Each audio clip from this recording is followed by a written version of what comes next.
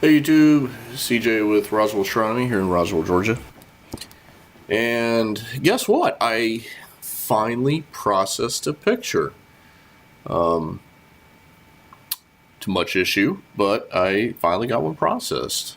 So it was the only one I was able to process until my laptop here said I was completely out of memory, and I was able to save one image. And then I was actually going in to change it and tweak it a little bit, and it wouldn't let me save or do anything else. So, but yes, guess what? Here it is. This is my monkey head. I've been working on this for, God, about a month now, maybe a little bit longer, a couple of months now. Yeah, hell, I think I actually started this in end of November or something. But yeah, so these are, oh God, I want to say these were 15 5-minute frames for HA, oxygen, and sulfur, I do believe. And this is what came out. So, not too terribly bad. I really kind of want this to get more gold around these edges here. And I wanted to get this a little bit more blue. But I literally ran out of space. So, I either have to upgrade my memory or do a lot of cleaning on the laptop here, which I probably will be doing this week. Try to create some space. I just don't have enough. But I was able to save off a JPEG of what I was working on, and that was it. So, but hey, at least I finally got an image done.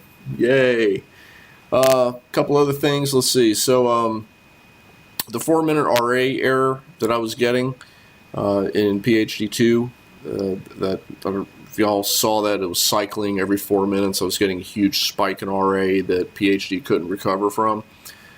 Got that fixed. It was a warm block adjustment. So I went in, and on Friday night, I didn't shoot any video for it or anything. Was kind of cursing a little bit too much as I was trying to get this thing to work. But yep, it was a one-piece warm block adjustment, and there was a couple of tweaks I had to keep going and doing. So I actually left one of the covers off on the drive, and then I would tweak it, test it for a few minutes, see how it tracked, go back, tweak it again, test it for a few minutes, go back, tweak it again. So about 2.5 hours into it, and I was able to finally get the RA to work out. So I went from over 2 minutes of error down to 0.60,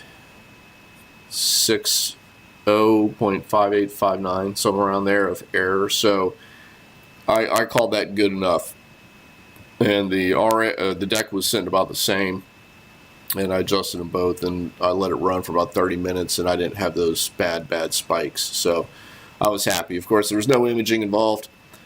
Nothing happened there.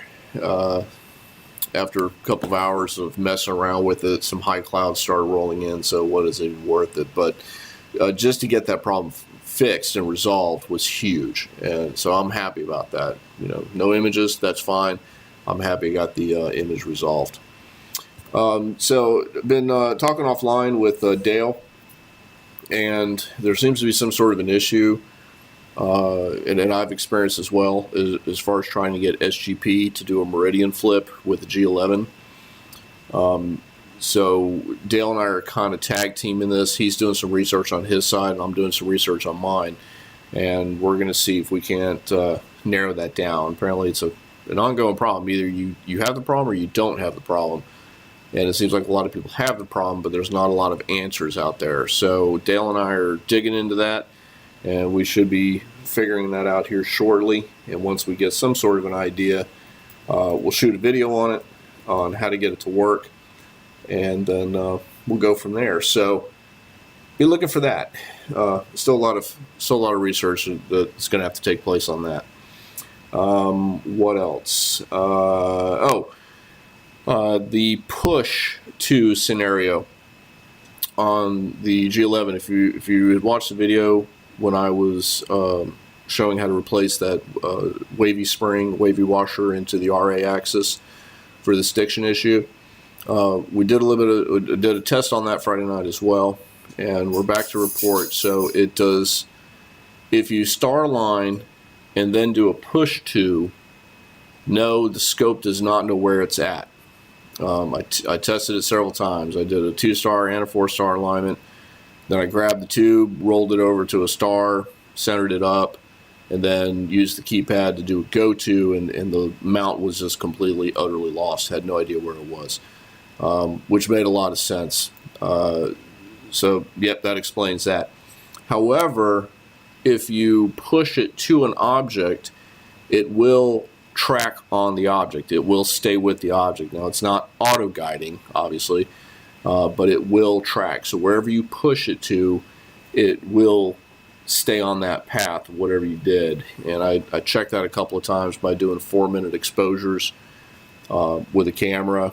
No auto-guiding. I just rolled it over to Procyon and had it set on Procyon for about 4 minutes, and it kept it within the frame. So it does track. You can even hear the motors turning. So, will it stay on the object? Yes. But will it perform go-tos afterwards? No. No, it will not. So that answers that question. And hopefully I don't think there's any more. At least not that I can think of.